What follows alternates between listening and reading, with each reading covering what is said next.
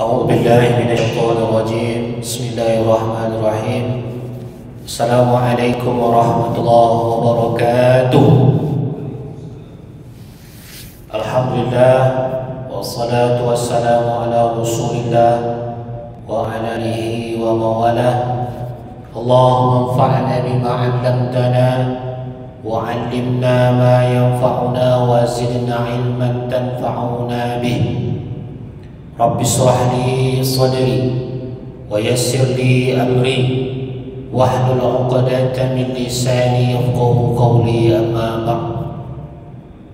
Saya hormati jamaah Masjid Maqori ya, baik yang hadir maupun yang goib. Ini kadang kita harus diuji ini. Betul nggak kita ini percaya kepada hal-hal yang goib?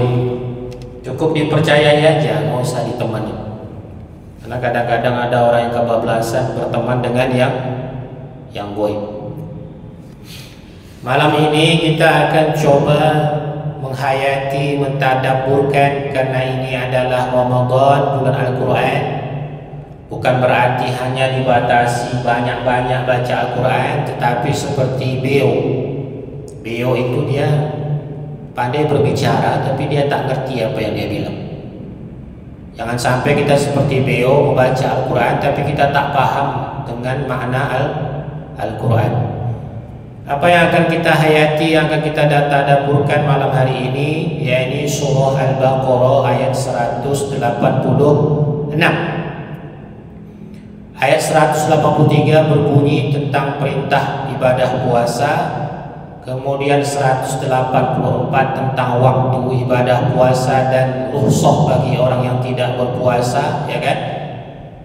Kemudian ayat 185 menjelaskan tentang bahwa Ramadan adalah bulan turunnya Al-Quran. Kemudian ayat 186 apa bunyinya? A'udzu billahi minasyaitonir rajim.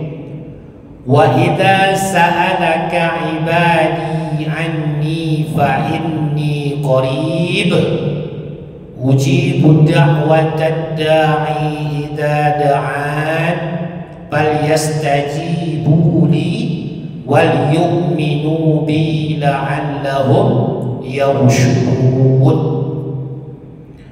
Dan apabila mereka bertanya kepada Muhammad tentang aku, wa idza sa'alaka ibadi anni fa inni qarib, kalau mereka bertanya kepadamu wahai Muhammad tentang bagaimana aku, maka jawablah fa inni qarib, bahwa sesungguhnya aku ini adalah sangat dekat. Ujibu da'watad da'i idza da'an, aku pasti akan mengabulkan doa mereka apabila mereka berdoa. Falyastajibuli, maka hendaklah mereka menaati perintah. Wal yu'minu bi, beriman kepadaku. La'allahum yarshudun, mudah-mudahan mereka mendapatkan petunjuk. Nah, apa yang akan kita hayati? Yang pertama, ayat ini kalau kita pahami secara munasabat Al-Quran, jadi dalam ilmu tafsir itu ada namanya ilmu munasabat, keterkaitan ayat dengan ayat, ayat dengan surah, surah dengan surah. Nah, ini keterkaitan ayat 186 dengan ayat-ayat sebelumnya. Apa kaitannya? Kalau kita lihat ayat sebelumnya, itu fokus berbicara tentang ibadah puasa saja, dari 183, 184, 185. Maksudnya apa? Ternyata bagi orang yang berpuasa, Allah itu sangat dekat dengan orang yang berpuasa.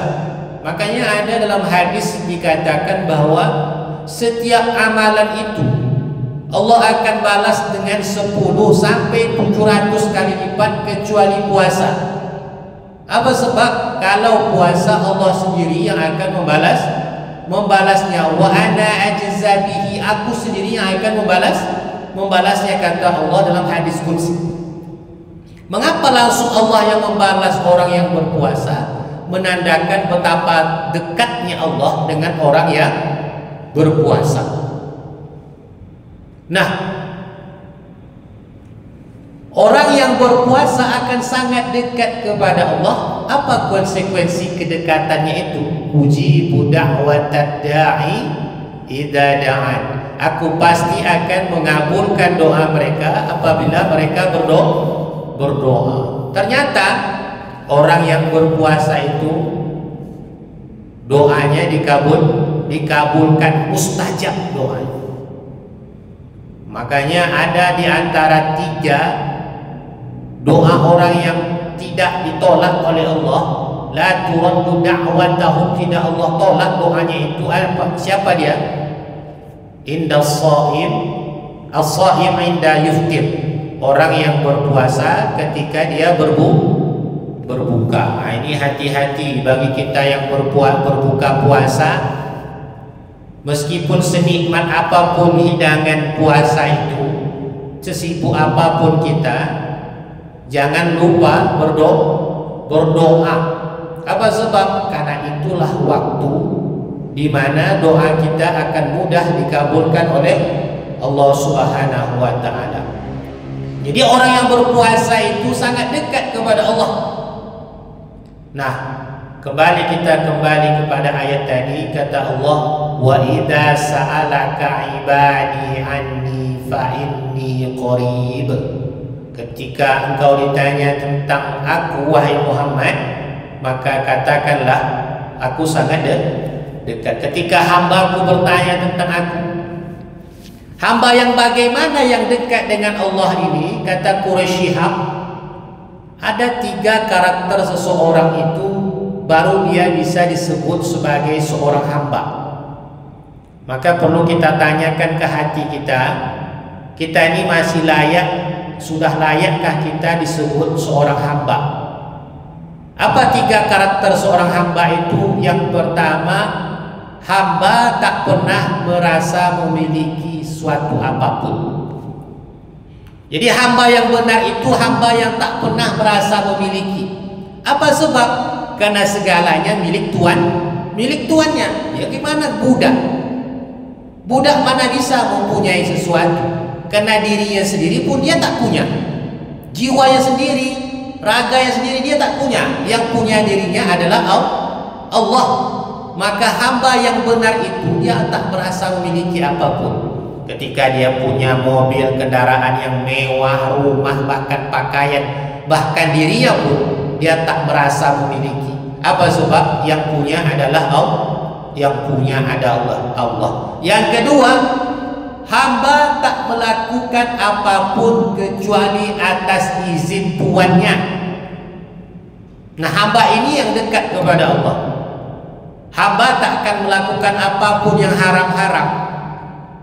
Hamba tak akan melakukan hal-hal yang bisa dibenci oleh tuannya. Apa sebab? Karena karakter hamba itu adalah mengerjakan segala sesuatu sesuai dengan apa yang disukai oleh tuannya. Berarti hamba Allah yang benar itu melakukan segala sesuatu yang diingini, yang disukai oleh Allah. Yang ketiga, segala sesuatu perbuatan seorang hamba itu selalu bertujuan untuk Allah. Kalau tadi tidak melakukan apapun atas izin Allah, maka yang ketiga melakukan apapun untuk Allah. Ketika dia sholat, sholatnya untuk Allah. Ketika dia bekerja, bekerjanya untuk Allah. Kalau kita lihat orang yang bekerja untuk Allah, takkan kita temui orang yang mendahulukan pekerjaannya daripada ibadah sholatnya. Dia bekerja untuk Allah, maknanya apa? Dia bekerja ini supaya semakin mudah beribadah kepada Allah. Ketika dia sholat, ketika dia bekerja, bagaimana sholatnya tak terganggu? Berarti dengan dia bekerja bisa membeli pakaian untuk menutup aurat ketika sholat. Ketika dia bekerja supaya bisa membayar zakat, tujuannya adalah untuk Allah. Ini yang selalu kita baca di setiap sholat kita. Inna sholati wa nusuki wa mahyaya wa mamati lillahi rabbil alamin.